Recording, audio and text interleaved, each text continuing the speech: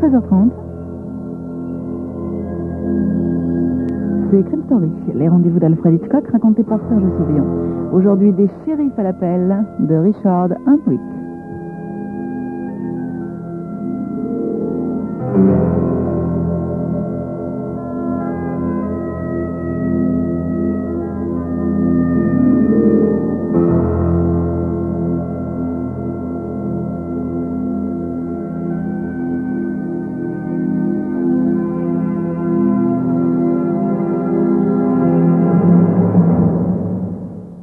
C'était vendredi et le congrès annuel de l'Association des shérifs de l'État se préparait pour son dernier jour de travail et l'élection du bureau pour l'année suivante. Il y avait là 143 shérifs, 213 adjoints et la faune habituelle des prétoires, depuis l'employé aux écritures jusqu'à une paire de juges de la Cour suprême. Il était très exactement 9h moins 2 quand mon adjoint, Jerry Seeley, me déposa devant le café du Stardust Motel. Je commandai un café et m'apprêtai à y tremper mes lèvres quand une cloche se mit à sonner. L'alerte à la banque. La cloche sonnait tant qu'elle pouvait. Or, la seule cloche du patelin était précisément celle de la banque. Je me précipitai vers la porte. Une voiture s'enfuyait au bout de la rue et le vieux Jonathan Somerville, directeur de la banque, était sur le trottoir criant de toutes ses forces. « Au secours, au voleur! Au secours, on a cambriolé la banque !» Dès qu'il m'aperçut, il se mit à crier de plus belle. « Miller, poursuivez-les, nom d'un chien, ils ont cambriolé la banque! Rattrapez-les donc, espèce d'idiot! » « Et avec quoi, monsieur Somerville? Calmez-vous, ils n'iront pas loin. En tous les cas, pas si vous mettez le plan à exécution. » « Le plan? Le plan, mon Dieu, mais je l'ai oublié, le plan !» Juste à ce moment, la belle Luella Mims sortit de la banque derrière Somerville. Luella était la caissière de la banque. « Bonjour, Peter. Je viens d'appeler le capitaine Ned et j'ai fait mettre le plan à exécution. »« Bien joué, mon petit !» dit le directeur avec soulagement. Le plan conçu par le shérif du comté, Dan Peavy, consistait simplement en ceci. En cas de hold-up, le gardien du pont-levis devait être alerté immédiatement. Il relèverait le pont et ainsi, toute retraite en voiture vers la terre ferme serait coupée. Mais la rumeur avait déjà atteint le hall du Congrès. Un bataillon de représentants de la loi se précipitait vers la banque. À leur tête se trouvait la grosse masse du shérif Jason Rummel du comté de Fulldale. « Par où sont-ils partis? Dans quel genre de voiture était-il? » Luella Mims s'avança d'un pas et déplia un bout de papier. C'était une Chevrolet 1965, bleu marine, cabriolet, 4 portes, numéro 23466. 2 hommes d'assez forte corpulence portant des pantalons foncés, des pulls blancs à col roulé, des lunettes de soleil et chaussés de tennis. Ils ont raflé à peu près tout l'argent de la banque. 67 000 $. « Allez-y !» commanda Rumble à ses adjoints.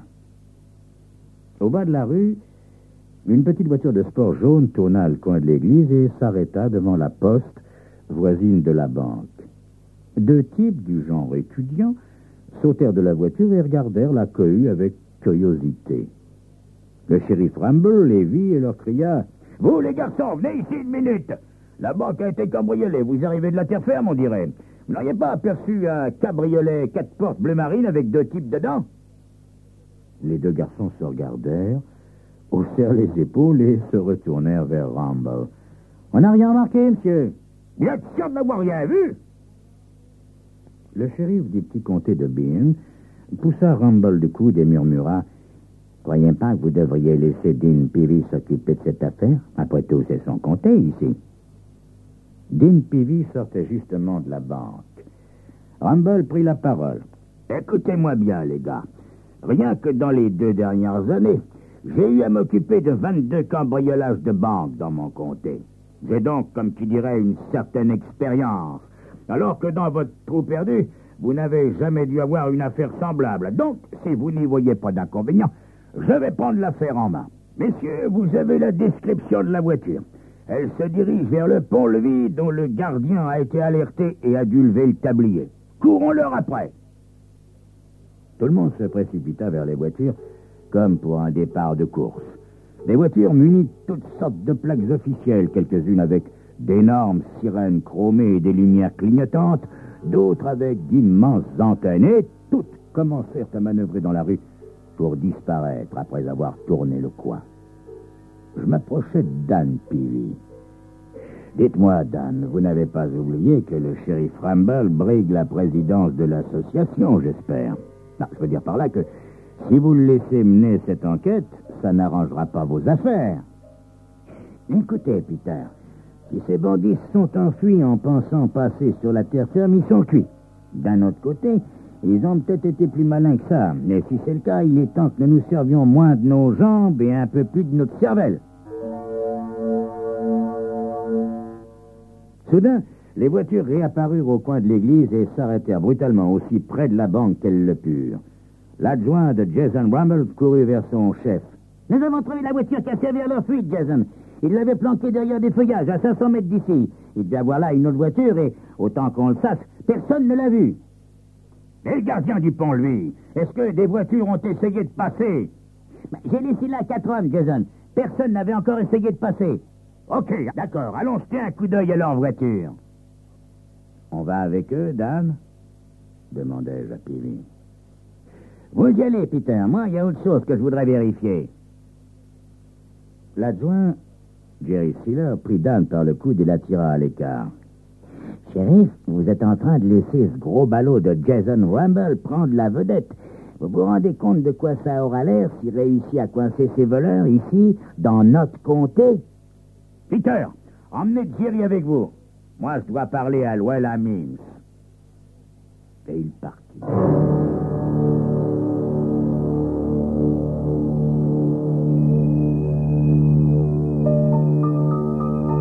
Le shérif Dan Peavy menait-il une enquête parallèle? Avait-il une idée derrière la tête pour arrêter les auteurs du hold-up? C'est ce que vous saurez dans quelques instants. Oui, on vous retrouve.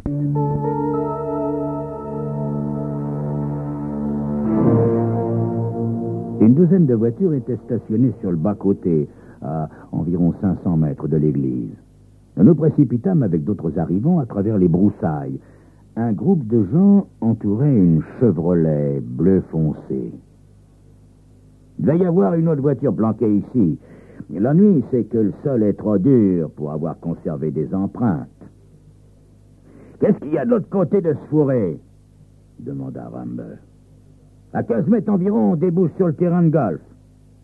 Vous, les gars, allez-y donc jeter un coup d'œil, dit Rumble en s'adressant à Jerry et à moi.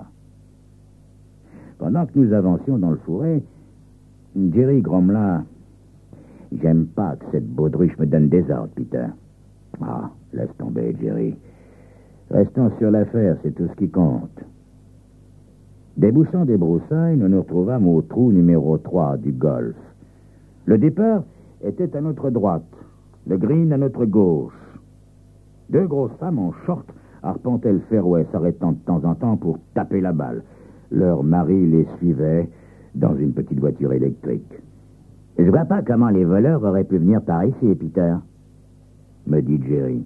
« Quelqu'un les aurait sûrement vus. » Nous repartîmes à travers le fourré et fîmes notre rapport au shérif Rumble.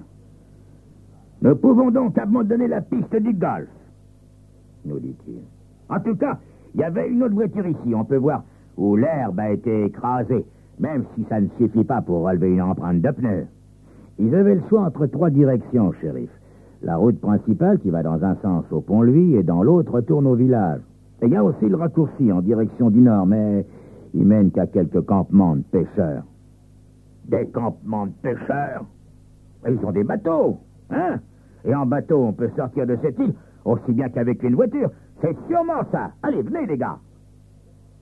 Tout le monde se précipita à nouveau dans les voitures. Rumble monta avec nous. Vous, Peter, qui connaissez bien la route, montrez le chemin. On ferait mieux d'informer le shérif Peavy, dit Jerry. Oh, diable, Peavy! Dans un cas comme celui-là, on ne peut pas rester à se tourner les pouces. Il faut agir. Allez, démarrez. C'est un ordre. Peu après, nous nous retrouvâmes à toute allure sur la route du Nord, suivis par une ribambelle de voitures pleines de policiers. Shérif Rumble ou pas, j'essayais de contacter Dan Peavy par radio. Je lui fis le récit détaillé de ce qu'on avait pu observer à l'endroit où la voiture avait été découverte. Nous nous dirigeons maintenant vers les campements de pêcheurs, shérif. Le shérif Rumble pense que les bandits ont pu s'enfuir par bateau. Il a de l'idée. Dis-moi, Peter, vous êtes allé à travers les forêts jusqu'au terrain de golf, hein? À quelle distance se trouvait la voiture de ce terrain, à votre avis? À environ 15 mètres, Dan. Les forêts sont assez épais, mais je crois qu'il faut abandonner l'idée du terrain de golf. Les joueurs sont nombreux et nos bandits n'auraient pas pu s'y introduire avec un sac sans que quelqu'un les aperçoive. Peut-être, Peter. Tenez-moi au courant de ce que vous trouverez au campement. Terminé. Nous arrivions au campement de Tuck, au nord de l'île.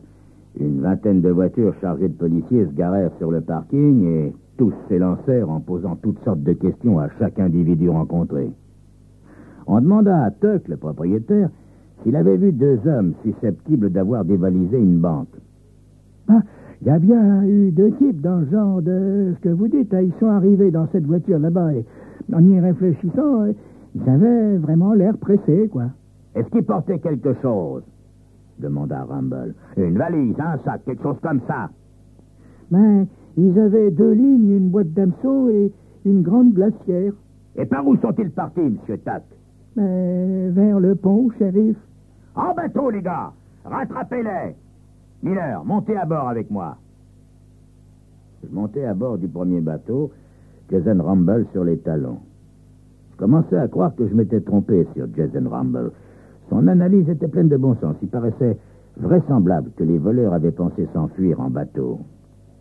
Il pouvait avoir une troisième voiture qui les attendait sur la route de l'autre côté du pont, et ils pourraient s'enfuir pendant que tout le monde serait encore en train de fouiller l'île de fond en comble.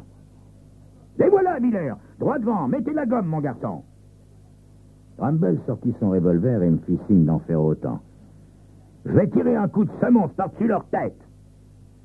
Il appuya une fois sur la détente et les deux hommes qui se trouvaient dans le bateau se retournèrent et nous regardèrent fixement. Rumble tira à nouveau 2 coups de semonce. Les deux hommes se regardèrent et coupèrent le moteur. Nous nous alignâmes à leur bord, revolver au poing.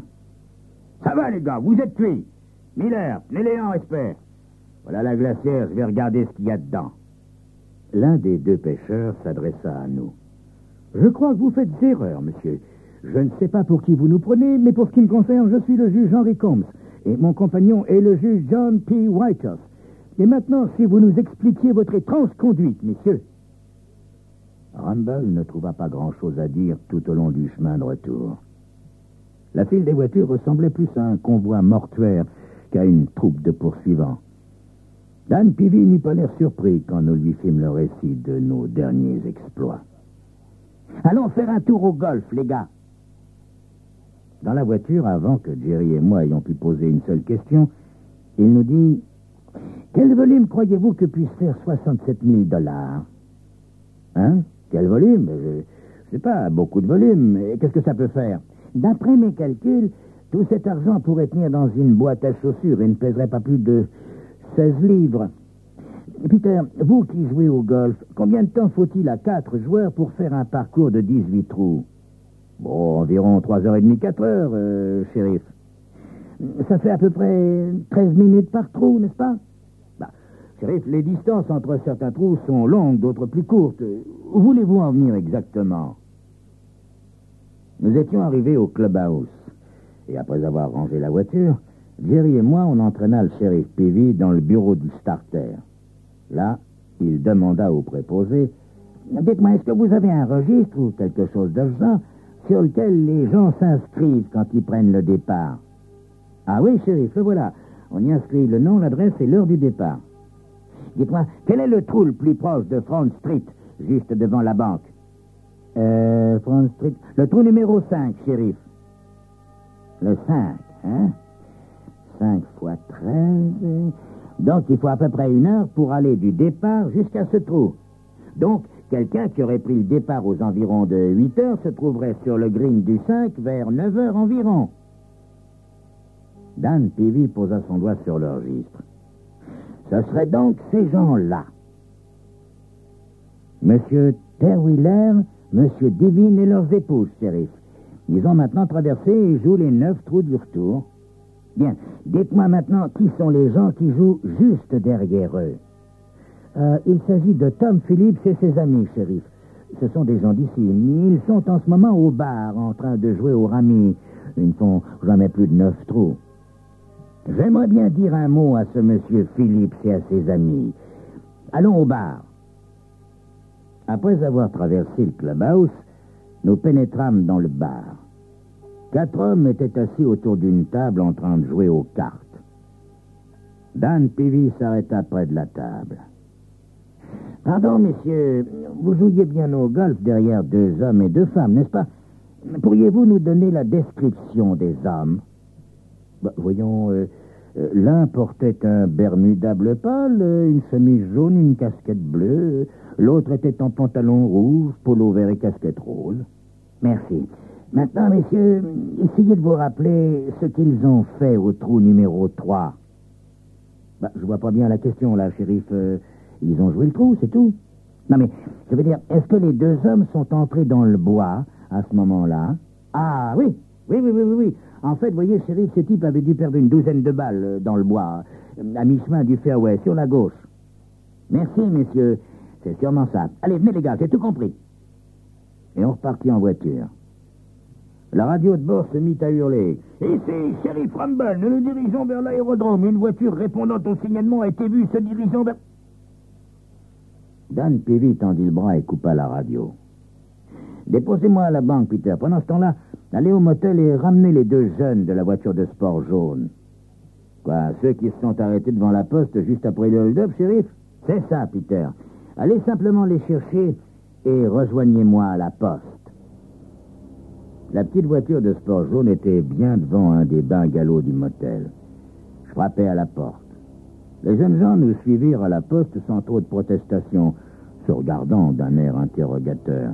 « Mais pourquoi à la poste ?» dit l'un d'eux. « Je croyais que c'était la banque qui avait été cambriolée. » Juste à ce moment, toute la bande de voitures revenait bruyamment de son expédition à l'aérodrome. On pouvait lire le résultat sur le visage du shérif Jason Rumble. Résultat négatif. Nous entrâmes dans l'immeuble de la poste et plusieurs douzaines de policiers nous suivirent, le shérif Rumble en tête. Dan Peavy nous attendait. Il s'adressa au garçon de la voiture jaune. « Dites-moi, messieurs, vous avez bien posté un paquet ici ce matin, n'est-ce pas? » Qu'est-ce que ça peut vous faire? On est à la poste ici, et c'est un domaine qui ne vous regarde pas, répondit l'un des garçons. Dan Peavy se tourna vers le postier. Montrez-nous la boîte expédiée par ces jeunes gens, s'il vous plaît. Le postier souleva une boîte et la posa sur le comptoir. Sur le côté, on pouvait lire « Praline véritable, 15 livres ». Alors, messieurs, c'est bien vous qui avez posté cette boîte de pralines? Mais et alors, shérif, est-ce qu'il y a une loi qui interdit d'envoyer des bonbons à sa grand-mère? Tout dépend de la nature de ces bonbons, jeune homme. Ouvrez cette boîte, monsieur le postier. Le postier sortit un canif, regarda les gens qui l'entouraient comme si vraiment il ne comprenait pas ce qu'il faisait là, et coupa la ficelle. Au même instant, les 2 jeunes gens se précipitèrent vers la porte pour tomber dans les bras de plusieurs shérifs. Le postier écarta le couvercle de la boîte et l'on vit dans toute leur gloire de beaux billets verts bien alignés. Les agents du FBI arrivèrent quelques minutes plus tard et, tandis que nous déposions l'argent sur le bureau de M. Somerville, le directeur de la banque, le shérif Rumble posa l'inévitable question. « Comment diable avez-vous résolu ce problème, Peavy? » Eh bien, voyez-vous, shérif, je pense que ma connaissance des gens et des lieux m'a donné un avantage sur vous. La première chose que j'ai faite, c'est de téléphoner au capitaine Ned, au pont-levis. Il m'a dit qu'aucune petite voiture jaune n'avait traversé le pont avant le hold-up. Je me suis donc demandé d'où arrivaient ces jeunes gens. Quand on a retrouvé la voiture qui avait servi à la fuite, toutes les pièces commencèrent à s'assembler dans ma tête. À propos, quelqu'un ferait bien d'aller sur le terrain de golf arrêter les 2 hommes qui ont cambriolé la banque. Sur le terrain de golf? Mais qu'est-ce qu'ils font sur le terrain de golf, voyons? Ils sont en train de jouer, Rumble. Ils doivent être au trou numéro 15 maintenant. 2 hommes et 2 femmes, du nom de Terre Wheeler et de Devine. Dan Peavy donna des ordres pour qu'on procède aux arrestations et continua. Les 2 hommes qui ont cambriolé la banque ont commencé à jouer au golf à 8 heures du matin, avec les 2 femmes. Au premier trou, ils sont tous 2 entrés dans les fourrés à la recherche d'une balle perdue. Les gens qui les suivaient de loin ont vu ressortir des fourrés 2 hommes habillés de la même façon. Seulement, ça n'étaient pas les mêmes hommes. C'étaient les 2 jeunes gens. Les bandits, eux, se sont changés. Ils ont pris la Chevrolet bleue, ont cambriolé la banque et sont retournés là où on a retrouvé la voiture. Pendant ce temps-là, les golfeurs, c'est-à-dire les 2 femmes et les 2 jeunes gens, avaient atteint le trou numéro 3, tout près de cet endroit. La voiture jaune avait été préalablement cachée dans les fourrés. Les jeunes gens ont changé de vêtements, ont mis le butin, c'est-à-dire les 67 000 $ dans la boîte de pralines, et c'est alors que nous les avons vus arriver et s'arrêter devant la poste, innocents comme l'enfant qui vient de naître. Pendant ce temps-là, les 2 bandits qui avaient fait le coup étaient occupés dans un endroit où personne ne serait jamais venu les chercher. Ils jouaient au golf. La convention de l'association des shérifs se termina sur une note positive. Dan Peavy fut élu haut la main président et fut vivement félicité par tous. Je soupçonne même le shérif Rumble d'avoir voté pour lui. Quant à moi, je passais 2 heures bien agréables à compter les 67 000 $ avec Luella Mims, la belle caissière de la banque. Oui, vraiment, 2 heures très, très agréables.